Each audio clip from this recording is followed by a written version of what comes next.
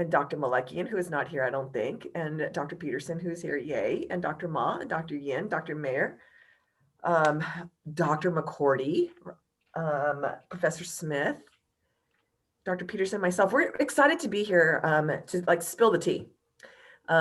This actually is a session that we created for all of you in here. The 77. What? I better record this. Oh, it's recording. Yay.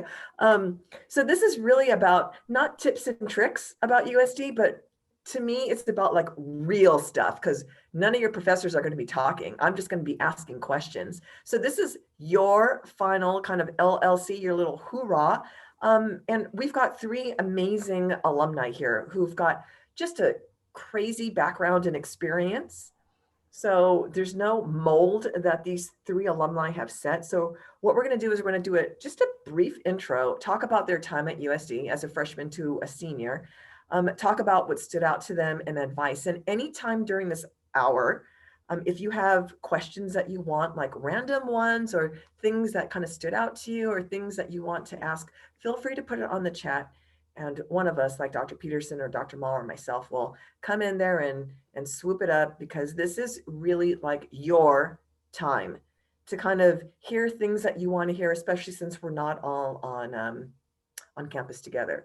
So I'm just thrilled that you're all here. So I'm going to get started by introducing the 3 alumni guests. So first of all, thank you. You know, it is a Wednesday night after the celebration of the Dodgers, and many people are just either really upset or very happy.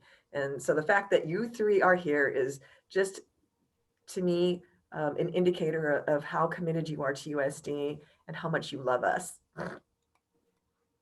So thank you. Okay, so now in no particular order, I've got Jimmy or James Bay, and he graduated in 2015 with his Bachelor in Communication Studies, and he got his MA in Leadership at USD as well in 2019. And currently he's just the he's a residential director of Gonzaga. So if you got questions about what's better, USD or Gonzaga in terms of dorm life, ask him. Like, who gets written up more for alcohol? Ask him. Okay, we also got Francesca Carrillo Diaz, who graduated in 2017. She's going to be our rock star here because she's got like a lot of stuff going on. She's a poli-sci major and Spanish major, correct? So if you want to know about double majors and then a minor in Latin American studies, ask Francesca. So right, she's done a lot of stuff, but right now she's at UCSD as the STEAM associate, correct? Yay, and STEAM not as in water, but STEAM as in the science. And then finally, on my left, I don't know where he is on your screen, but we've got Sambagari, who graduated in 2017. Hey now, he was going to go in business, but we convinced him to be in communication in 2017. And he is right now an associate at PIMCO in Newport. And he's applying to law school right now and the London Economic School. So without further ado, they're going to give them, can you just briefly tell us a little bit more about you before we get into the really large questions? We'll start with Francesca, Jimmy, and then Sam. Hi, everyone. My name is Francesca. So currently I work at a nonprofit at UCSD called the Institute of the Americas. I'm a STEAM associate. So I work on programming for teacher professional development and student camps and mini day camps for students. Right now we're all virtual. And yeah, I worked at USD at the bookstore. I had a couple work study jobs. I was a PA for Dr. Peterson for her narratives of the US-Mexico border. And that's me. Awesome, thank you. Jimmy. Hey everyone, sorry it says James, but I go by Jimmy. And it's good to be with you all tonight. Where do I start? I'm originally from Washington, DC. You're not taking 2 hours. We only have 55 minutes. I thought they wanted my entire biography. Okay, anyway. No. So I was saying I'm from DC because I've lived in almost every corner of the US at this point. But yeah, graduated USD 2015. Since then, had maybe 3 years of super random jobs, probably the weirdest being I was a traveling bartender for music festivals, which is always a fun one to start conversations with. Um, but in the last couple of years, I've worked in higher education in a variety of roles. And as Dr. Chung just said, I'm now up in Spokane, teaching a class in leadership and then working in housing and residence life. Cool. Sam? Hey everyone, thanks for making time. I know you probably have a lot of other places to be right now. Like Dr. Chung said, I was a You mean like in their house, like in the kitchen or the bathroom or? Not listening to me, but thank you. Anyway, I was a comm major. I'm originally from San Diego and actually transferred to USD from a school in Texas after not loving it. And, definitely found my home at USD, and Dr. Chung, kind of took me in as family, which I couldn't appreciate anymore. Currently working in finance and economics, which is not what I studied, but learned on the fly. And also applying to schools this year for the upcoming year. So kind of all over the place, use my comm degree somewhat, but definitely more finance focused in the workplace. Awesome. Thanks, Sam. And that's the key here is integration, right? Just when you thought that just one major is your major, now this is called integration. So let me bring you all back from years ago when you were young as a freshman. Think back to being 17 or 18 in your freshman year. Tell us, highlight and a low light. Sam, Jimmy, and then Francesca. I think low light for me was definitely not prioritizing my academics. And that's just to be very upfront with all of you. I think at the end of the day, you have to remember, you're there to go to school. There's a lot of other great things to be doing, but someone has invested a lot of time in you and money in you to be there. So, use the resources that are available. I think highlight, by the same token, you go to school to meet all these people. So it's more than being in a classroom. The people that you surround yourself with are definitely of value. Just make sure that you choose the right people for you.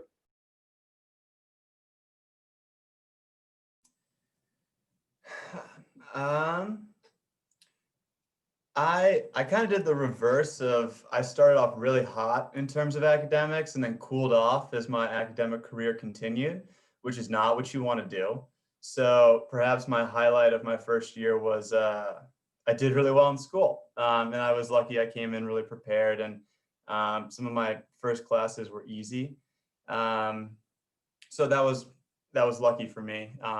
But then, part of moving from the East Coast to the West Coast, there was a certain amount of culture shock, which was fun and exciting. And it was so new and all the slang was different. Everything I thought meant one thing meant another. It was a total culture shock. And part of that's fun, but then also part of that's kind of frustrating when you're trying to find friends and community and things to do, and you feel like you're just not clicking. So it was fun and new and exciting. And then I don't know if it was a low light, but it was kind of frustrating at times to feel like it was taking longer than I wanted to break into that, finding my friend group, finding my groove in living on my own and all of those things. A low light for me would probably be not using resources enough or advocating for myself early on in my academic career. I was a first gen student, and even though in high school I was an avid student, I kind of had, a little bit of a support system in that sense. But at the same time, I was the first person in my high school to go to USD. I didn't know anybody going into it. So even though I knew a little bit of what to expect in college, I also had no idea. But a highlight was I got to study abroad twice. First, it was a first semester, and then during intersessions. So that was awesome because I was torn between two different programs, but luckily I was able to kind of go to both cities.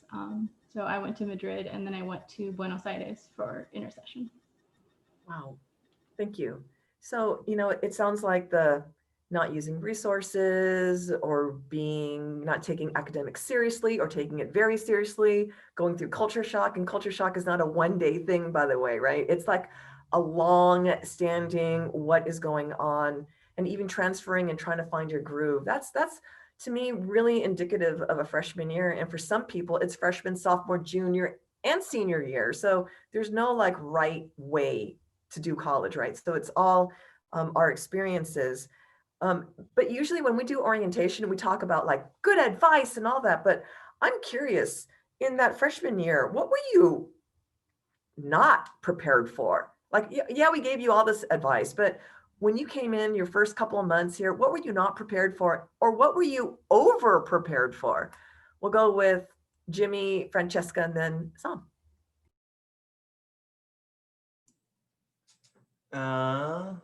Over prepared and under prepared. It's a good question. Not to like piggyback kind of the same answer I gave before, but like I had a good high school experience in terms of being prepared for college. And what that resulted in was me kind of cruising at a certain point. And so what that does is it kind of disengaged me from, I kind of had this mentality coming into college that I'll take my time, I'll figure it out, I'll see what I want to do. And there's some of that, but there's also a lot of this pressure to know what you're doing right away and kind of move through things. I was someone who changed my major about 5 times. And so I think what I was underprepared for was kind of consciously participating in figuring out what I was interested in, how that lined up with academics. Yeah, academics I was prepared for, but not the personal active engagement with shaping my own learning and what that looked like in terms of doing things I was interested in a direction. I kind of just jumped around from class to class versus maybe stringing together topics that I was interested in. So I think I was underprepared to make those decisions on my own because I've just always taken classes up to that point. I don't think I answered both questions, but I think that's what I was underprepared for. Yeah, I'll pass it over to Francesca.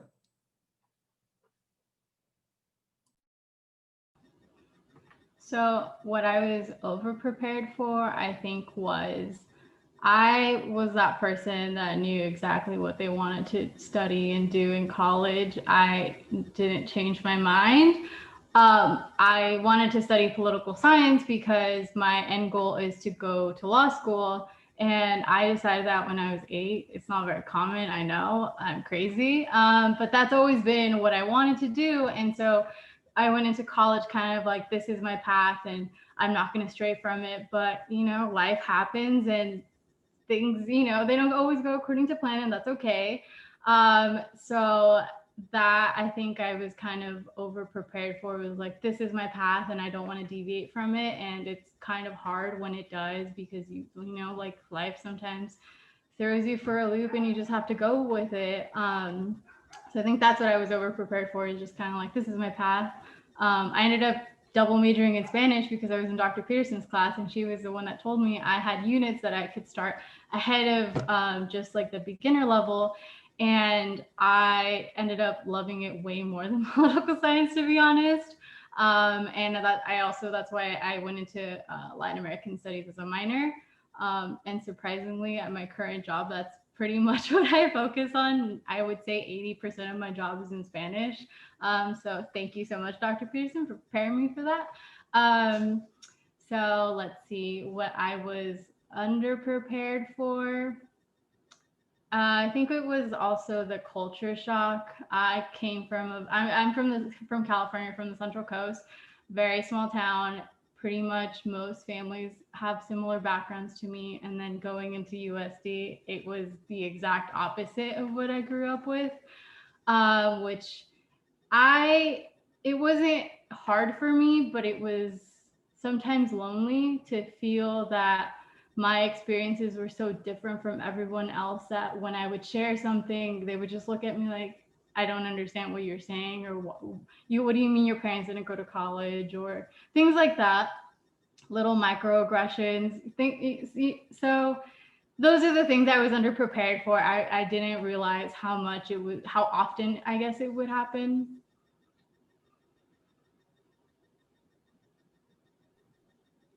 I think, Francesca, you bring up an interesting point really quickly. So I actually come from a school, or came from a high school that was very similar to USD.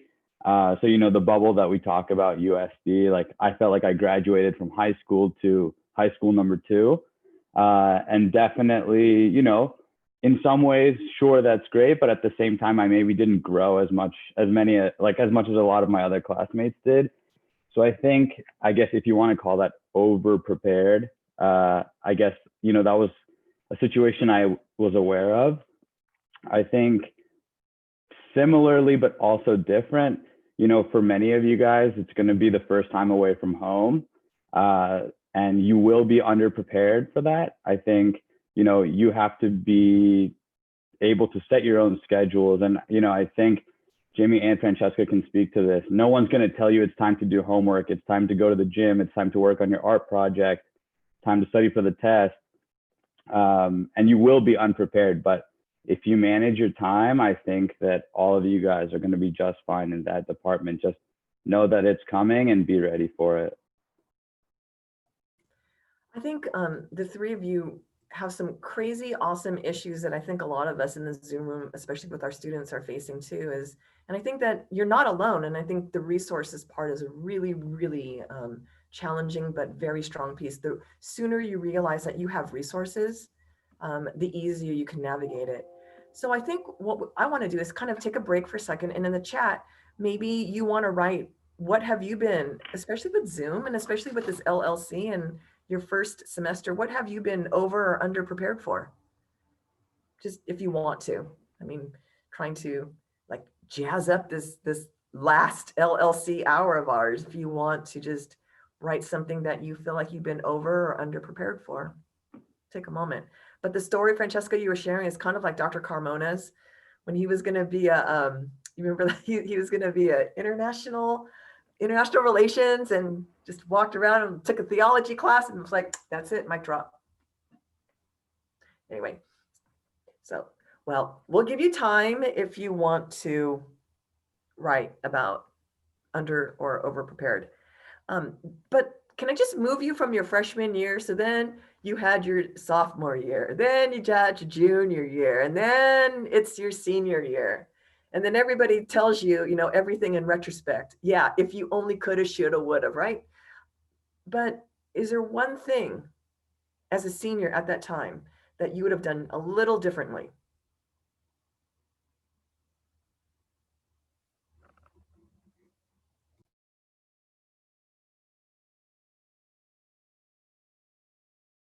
You see that? I'm not putting you in order.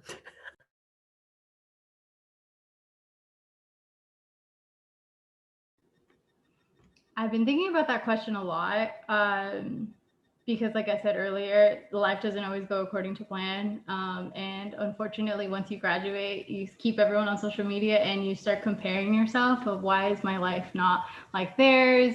What was like, you know, like that factor that that held me back or pushed me a different direction. I think what I would have done differently senior year would have been to better prepare myself for post-graduation life, because it comes by so fast that you're so focused on passing your classes, enjoying every like second of senior year, and then you're graduated and that's it, you're done. The question, what are you doing after graduation, is never going to stop. Even 3 years after, I still get asked that. So I think I would have maybe had a better plan instead of just I'll take it as it comes, because it is a little stressful when you don't really have a solid plan, or even I don't know. I still think about it, like I said, so it's hard. You know what? I would actually disagree with you, Francesca. I think you did the right thing. I think you were present in your senior year. You really appreciated the moment for a person who was so programmed and planned that you were like, I'm just going to enjoy my senior year, my final spring break, et cetera, as opposed to, you know what, I don't need to do all this. I need to focus on what I need to do for the future. So I would beg to differ, but that's just me. I think you did good. I hope I did. I think I'm okay. It's just, you know, you always think of the what ifs. So yeah. Yeah.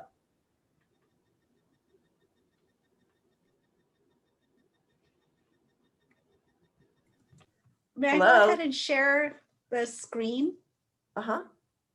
with some of the results that you folks put in? Thank you so much for doing that. Here's what I have with the 13 responses. Are you folks able to see this? Should I make I'm not sure what some of the others are.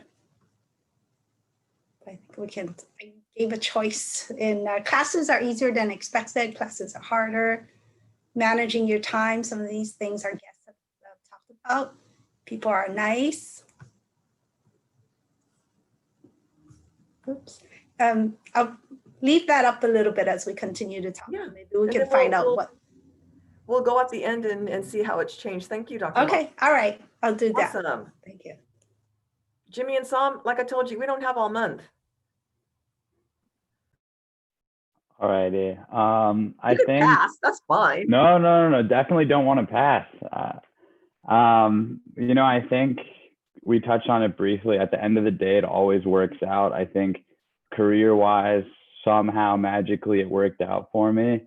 But looking back to my USD experience, I think I'll always regret, one, not putting in the time that I should have, and two, you know, professors have an office hours for a reason. You know, they don't have to sit there. They sit there for you. That's one of the unique aspects of USD is that we go to a small school. So, you know, professors are going to know you by your name. They're going to know, you know, what city you're from. So use that resource, because at the end of the day, you know, you've heard it before, but that's what's going to make a difference between an A or a B plus, and an A minus. And I'll tell you from firsthand experience, Dr. Chung knows, you know, I saw her when I needed to see her, and she might have saved my career. So definitely go see your professors. I don't know if I agree with that. Dr. Chung tossed me C's like it was her job, but I still enjoyed Oh, same here.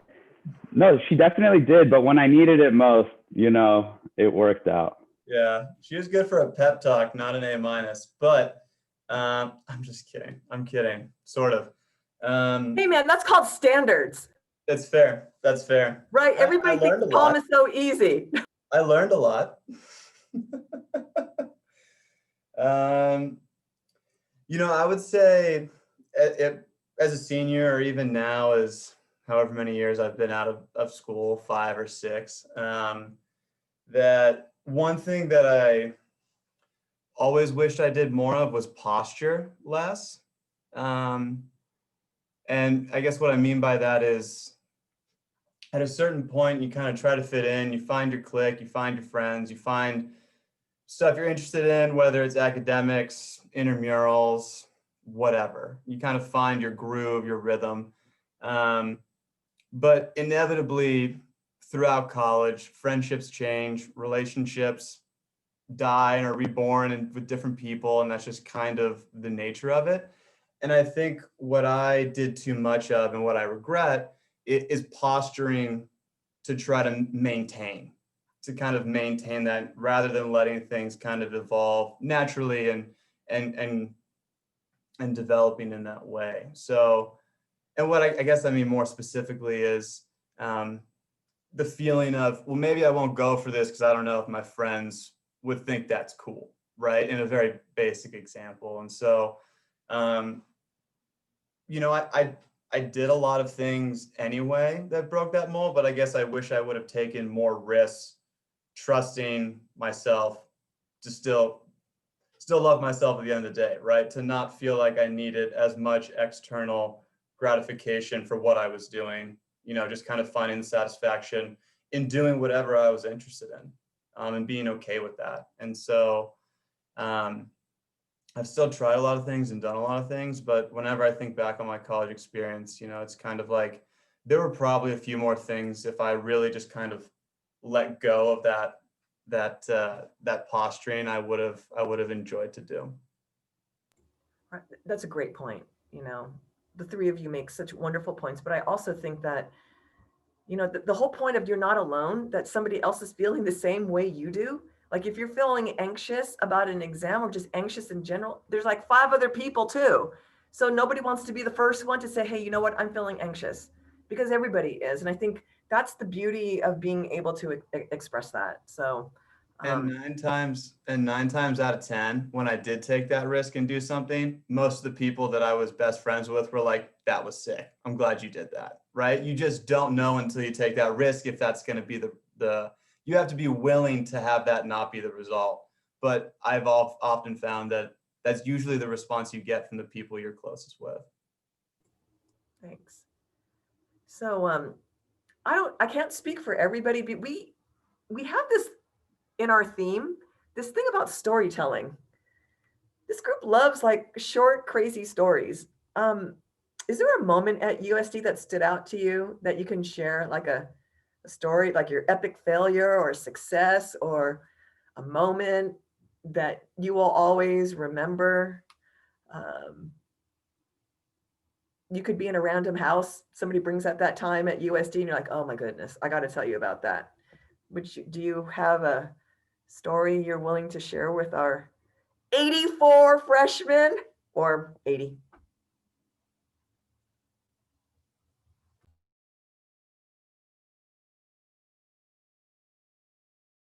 Like, I remember the time when I first got here and I had a student in my class. I'm like, hey, you got something on your forehead. Can you take that out? And he's like, oh, Dr. Chung, it's Ash Wednesday. I'm like, yeah, so? He goes, oh, we put ash on our forehead.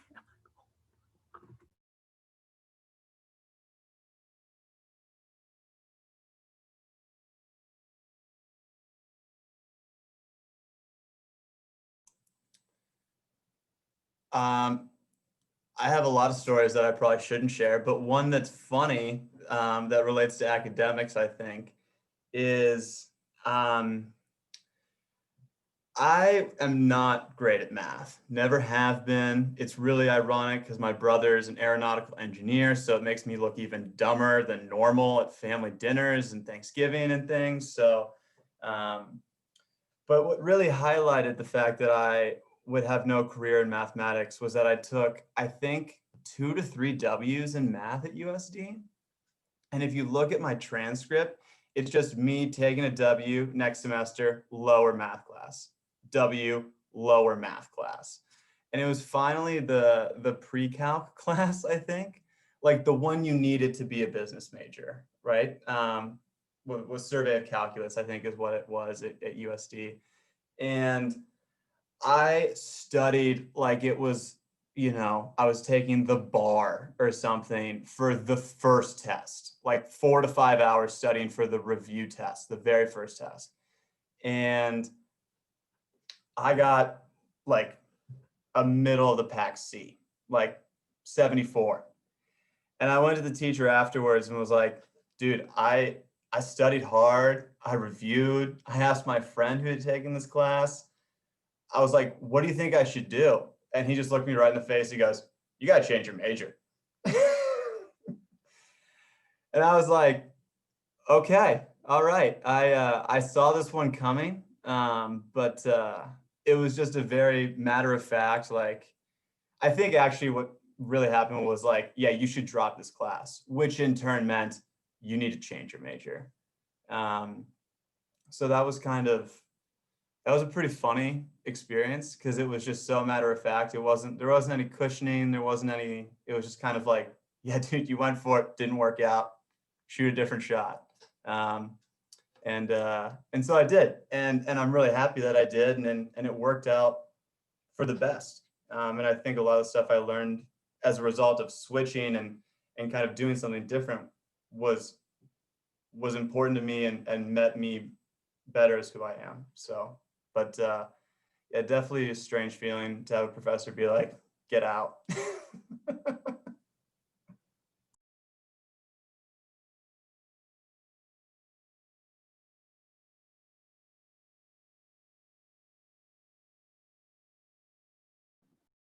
Francesca, go ahead. This is a hard question. Okay, I have a couple, but I have a really funny, cheesy one that's not related. Well, it's kind of related to academics. Um, so in my sophomore year international relations class, our teacher, Dr. Spiegel, divided up the class into two groups, and we were going to do kind of like the debate on, I don't remember exactly, but it was about something about human rights. And there's this guy in my class, and I sat in the front and he sat in the back. We never really talked or anything. I've always been a pretty quiet person. And at the beginning of college, I wasn't really like very vocal. I was more just a listener. But something in that class, I don't know what happened, but he said something, and then I stood up and made my point about human rights in China or something like that. And he just kind of stood there with his mouth like, wow, okay. And that was the only conversation we had that year, for at least for a year. Then we kept running into each other, and I made the first move in messaging him, and now we're dating, and we've been dating for 4.5 years. So yeah, all because of that class. I said something to him, and he's like, yeah, after that, I thought you were super smart and cute, and here we are.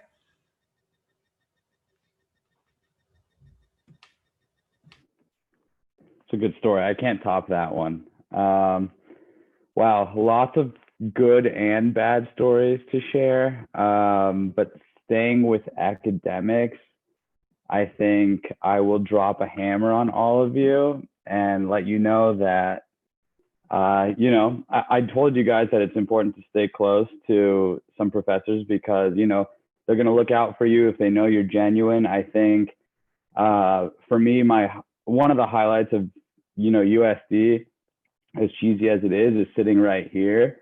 I think it says a lot about what Dr. Chung thinks about the panel to have them on here, or the other professors, that ask students to join, just because, USC invested in us. We want to give back to you guys. So one, huge success on my end to even be sitting here. Two, I told you guys I didn't do well in all my classes, right? And right before I graduated, I actually ran into a problem where I was thinking, oh man, like this class isn't going so well, might not graduate, what's going to happen? So didn't really know what was going on, had a job lined up from a year beforehand. So now I'm riding on the fact that, oh, might lose a job, right? And, how do you explain that to one, your employer, two, your family, three, everybody else? So I didn't really know who to reach out to. And the only person I could think about was Dr. Chung, right? And she said, hey, how about this? You help with my courses, not necessarily as a TA, but more of like as a partnership. So I actually helped her with a global teams course that semester. And basically, she helped me with an addendum to the school saying, hey, this student is worthy of this, this, and this. And, it was a mistake. And, basically let me graduate from USD. Pretty scary times, but definitely a reality that I had to face, reality that Dr. Chung had to face. And, pretty grateful that it worked out that way, because it doesn't always. Okay, I didn't know you're going to share that story, but okay. Hey, everybody in the room, don't do the same thing. Okay, but there are always ways to solve a problem. Given a set of constraints, we can solve a problem. Let's take a pause for a moment. Does anybody have any questions that you have for Sam, for Francesca, or Jimmy, or just in general? I mean, this is your panel. This is your time to spill the tea, or if you want to know something a little more in depth.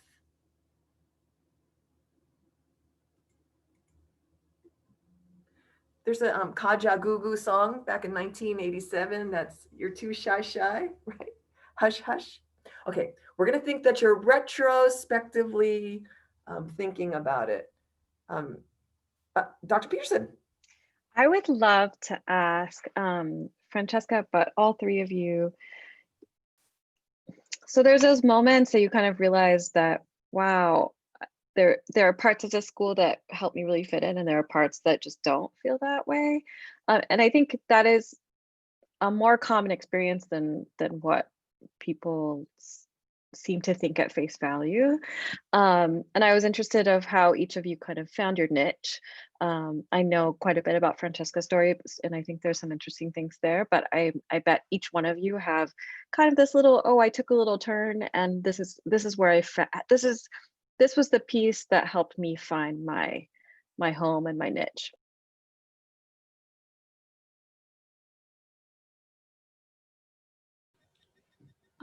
So the parts that I guess like how I found my niche or whatever was the Alcala Bazaar. Literally, like as easy as that. Because I didn't know anyone at USD, even though I'm a very shy and introverted person, this is kind of like my moment to break out of my comfort zone. And since I was kind of really involved in high school, it was just natural for me to look for things to be involved in as well. And so I joined a couple organizations, Mecha and Acha, which is for Latinx students. And that was awesome for me because, like I said before, there was a lot of culture shock going to a school where there's not a lot of people that look like me that have my similar background. And so there, I really felt like I found my community. And that also kind of continued to push my interests with advocacy and activism, as Dr. Peterson mentioned. That's where I started going to protests and being more involved in things like that. It was something I was already interested in, but that group kind of encouraged me to go with them to protest, to go with them to do like certain events and things like that. So that was really awesome. I highly recommend that you take advantage of that because that's why these events are held. It's so you can, find your group because college is scary when you don't know anybody or you only have a small group of friends and no one's really doing anything or they don't really know what they're doing either. Something that I kind of was isolating, I guess, was like the first semester of college. There's two incidences that I suppressed, but then I remember when these types of questions are asked. One of my professors for history gave us our first assignment, and when he was handing them back, he said, "I can tell which one of you went to a private school and a public school due to the quality of work you're handing in to me." And I went to a public school that's not very good, but I got a really high grade. And so it was kind of like, you just disproved your own point. So things like that can and maybe will happen to you. Don't get discouraged because those people really don't know what they're talking about when they say things like that. And something else I was told by a fellow student was that I was only at USD because of diversity requirements. So that was hard to hear, but at the same time, that was the first time someone had ever said that to me. And I didn't really let it bother me. But thinking about it now, it's just that could have easily gone the other way where I would have just been like, yeah, I shouldn't be here. The imposter syndrome really sets in and I just kind of let that take over my life. But you shouldn't. Those things don't matter. You know who you are and you know what you did to be here. So those are the things that are the most important.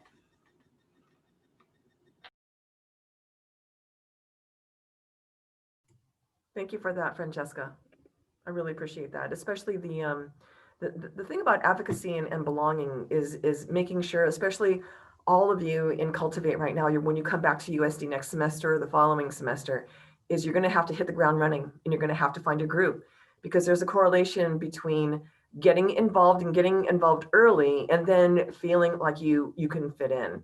Like it gives you a sense of place. And, I had the opposite thing, by the way, is when I went to college, they were like, yeah, we know who went to a public school, and I did get that D.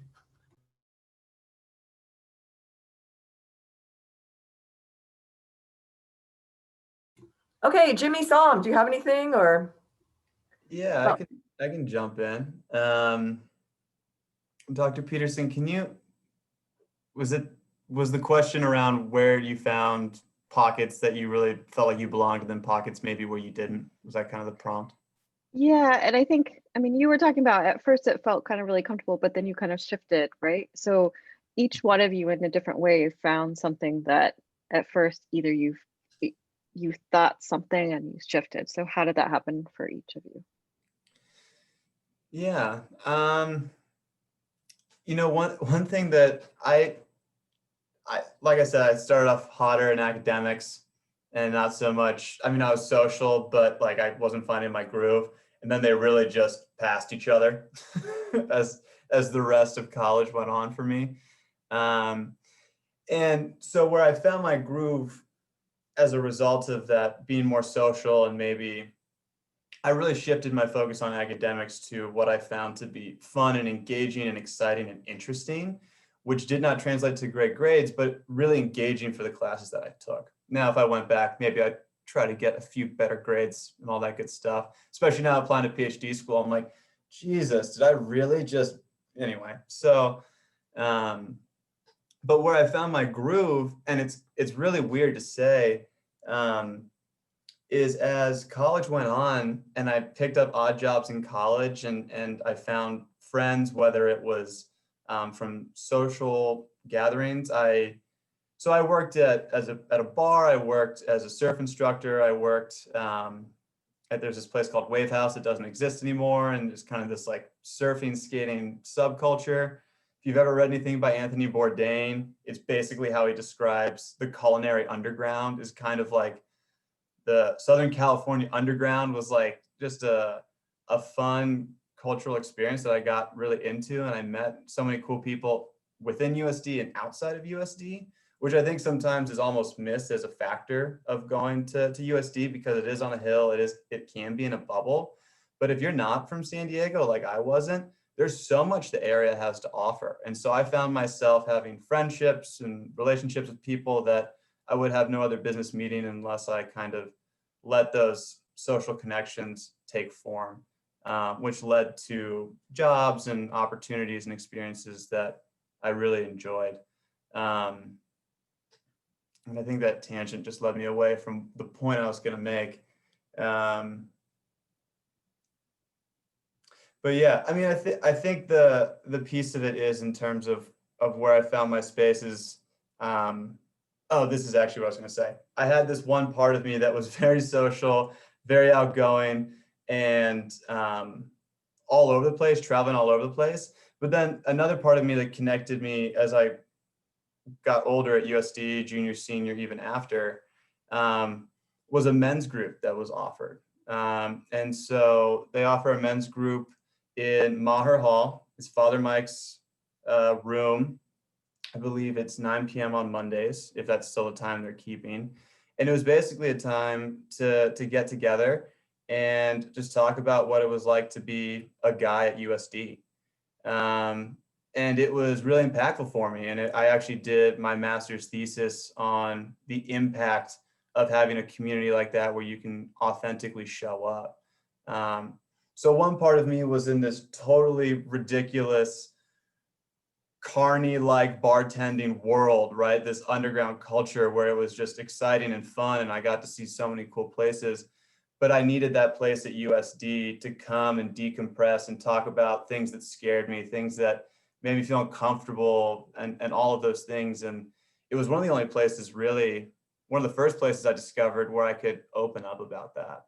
And it was really important to kind of balancing myself. And I like both aspects of that. Like I didn't have to choose, right? But I needed that outlet to balance all the other social and exciting and extroverted things I like to do. And so that was, I think, a real sense of belonging. It took me a while to find. It took me a couple of years to find, and I wish I would have known about it sooner, because it was a really strong and impactful experience. I think similar to Jimmy, it took me definitely a while to figure out who I really was and who I really wanted to be spending my time with. I think I got to campus and immediately found a group that, was entertaining, enjoyable to be around, fun on the weekends, but not necessarily someone or a group of people that, I really saw eye to eye with. So I actually found a really unique group within my classes. Once I started taking electives that, I was actually passionate about, I cared about, I wanted to learn more about, I formed bonds and built relationships with people that cared about those same exact things. Sure, they were definitely different. They came from different places. Some students were international. Some people, were different majors. We had different home situations, but I think you learn a lot from those people. So being friends with people that are different than yourself is definitely of value. And I'm actually closer with the people that I met in my classes today than I am with the people that I thought were my friends. So you guys will learn what Mission Beach is. You guys will know what the apartments across from USD are. But definitely don't take your classrooms and don't take the library for granted, because there's a lot of great people that you might look over if you're not looking in the right spots. I love that. Isn't that holistic, Dr. Peterson? Like the clubs that you find, the groups on campus, and then classes. I really need, before we like do a Q&A thing, if you have it, Jimmy works at Gonzaga, and one of the big issues right now is wellness. Wellness and wholeness, and how to stay healthy, especially as a freshman. Do you have any tips for our class when they go into USD next semester or the following semester, I know pandemic and stuff, but generally speaking, or Sam and Francesca, if you want to add in, I think wellness is something we should talk about just a little bit. Yeah, I think a practice of wellness is something that has really developed as a passion of mine out of just kind of needing it. Like I was talking about, that balance between my lifestyle and needing a men's group and like a space to be vulnerable. I think that's perhaps an extreme example. I guess one piece of advice I'd give around wellness is you need to experiment with what wellness looks like to you. And the only way to do that is to try things. And I think what comes with that is, experimentation and consistency. I literally, on my desk right here, I'm reading this book. It's the Wim Hof method. He's got if you want to look him up, it's a really easy practice to develop. I swear I didn't stage that. But it's 90 intentional breaths a day in a cold shower. And if that's not your gig, it doesn't need to be. But I think there's so many things out there that you can try that will make a difference. Whether it's like doing a workout class, right? And that's you make sure you release those endorphins and you can meet new people, right? We're talking about meeting people. It's a great outlet to do it in a healthy way. It could be, one of the things I talk a lot about with students is active leisure. And so this concept of, I'm sure we feel this all right now, right? TV or movies is usually our decompression.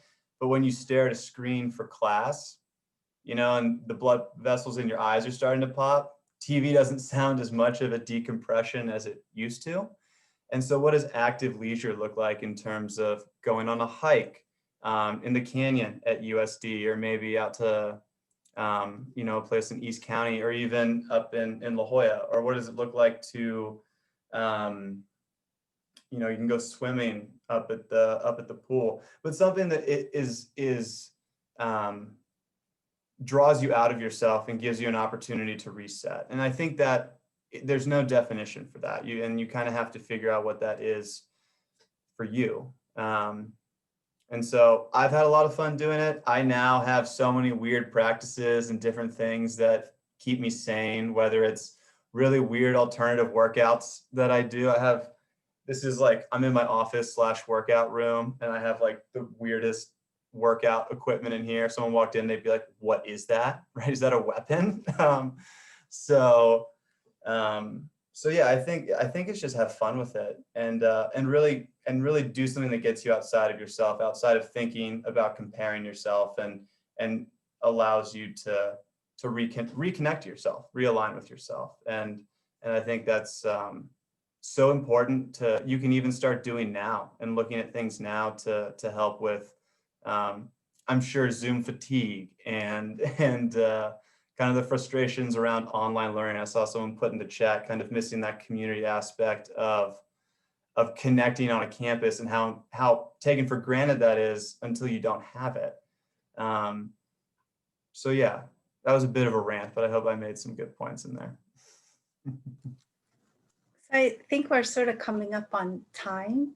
If I may show the results, and then maybe if the three of you could just briefly touch on the top 3 highest votes, that might also be helpful. So from the results, hopefully you can all see the top 3. The one that's with the 16 votes, that's the professors are easy to speak with.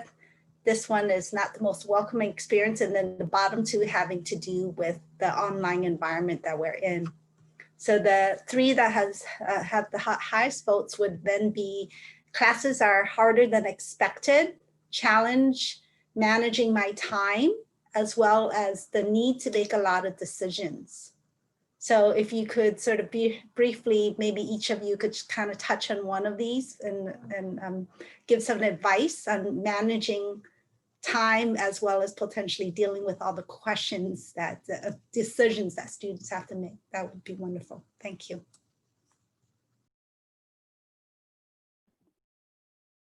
Right off the bat, I think the decisions one is pretty interesting because I had a hard time with it. You know, you get to college and you guys will see when classes are in person.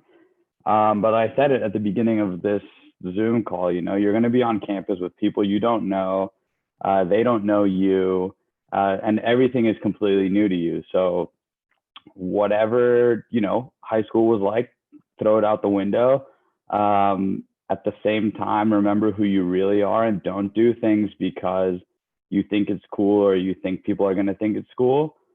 Stay true to yourself. I think there's no one who's going to know you as well as you know yourself.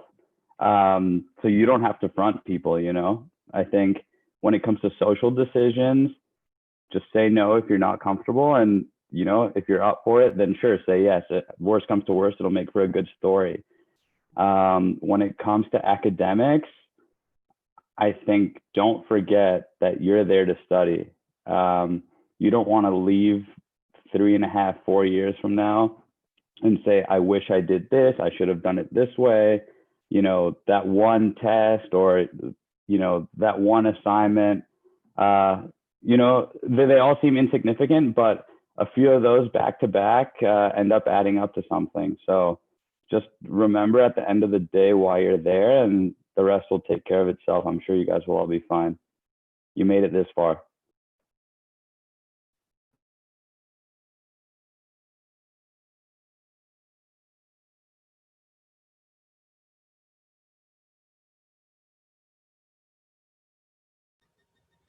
Yeah, the decisions one is really interesting. And I'm sorry to tell you guys, but they're not going to stop. The decisions will continue for the rest of your life. Sometimes they'll get harder and harder and harder, but that's, you know, that's what it is. Yeah, that's really interesting. So I was just talking to my roommate about that, how being an adult is hard, but hey, you can't really stop it, right? But something about that is that there is no linear path. There is no, for the most part, there's no right or wrong decision. It's just different. And there's some, depending on what the decision is, sometimes there are consequences and you have to think about them thoroughly before you just say, yeah, whatever, I'll just say yes and not think about the consequences, because most of the time they come back to haunt you. So yeah, be responsible. Yeah, yeah, it's hard. I get it. I totally understand. You feel like it's going to be something life altering and you might mess up, but if you know, you have a support system, it's okay. If you make the wrong decision, it's going to happen. You're a human. Just reach out to your people. You know, you're not alone in this. You have your professors, you have your friends, you have your mentors. Yeah. Or you just might meet a future boyfriend or girlfriend. Yeah, exactly. You always have someone. You're not alone. Jimmy, Yeah. you want to wrap it up? Awesome. Yeah, I'll wrap it up. I forget what the third one was, but I know one of the other ones Dr. Ma mentioned was the classes are harder than expected as well. And I think, almost And time management. I think they probably go together. Yeah, exactly. And yeah, they definitely do. And I think what comes a lot with that is, and I think as Sam and Francesca were just talking about, those things don't stop, right? Whether it's classes will turn into work one day, and work will feel like that. And time management and decisions at work, it's kind of an evolving responsibility depending on what you do. And I think one of the best ways to approach all three of those, and if not more, would be what it looks like in terms of your internal approach to those things. Like what's your inner dialogue around approaching conflict when it comes to time management or making decisions or dealing with classes or dealing with work. Is it the approach that when it gets hard, it's like you disengage and don't really want to do it because it's hard? Or do you kind of have an inner monologue that you can develop with yourself to approach conflict or discomfort as something that's an opportunity? And how do you phrase that to yourself, right? Because at the end of the day, it's just you, no matter what. And so I think being able to develop that and knowing that that's going to be something that consistently comes up, putting, intentional time around kind of building up that internal fire when it comes to monologue or in terms of internal dialogue is really important.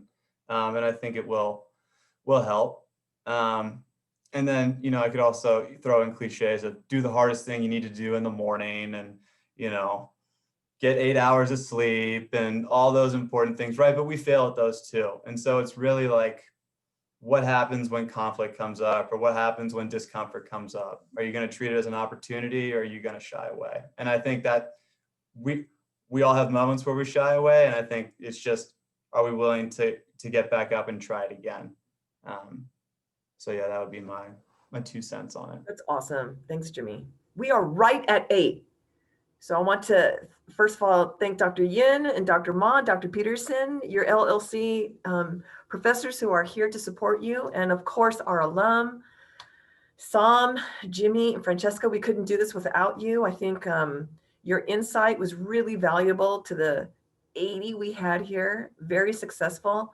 Loved hearing your stories, loved hearing your advice and your kudos to your experiences. So thank you. So on behalf of all of us, yay, we did it on the end of our semester for the LC. It is time to go to sleep. Yeah. If you want to email in there, if you want to ask them questions and further this conversation, feel free to do so. But thank you. You are all the best. Let's unmute for a second and we can give them a proper applause.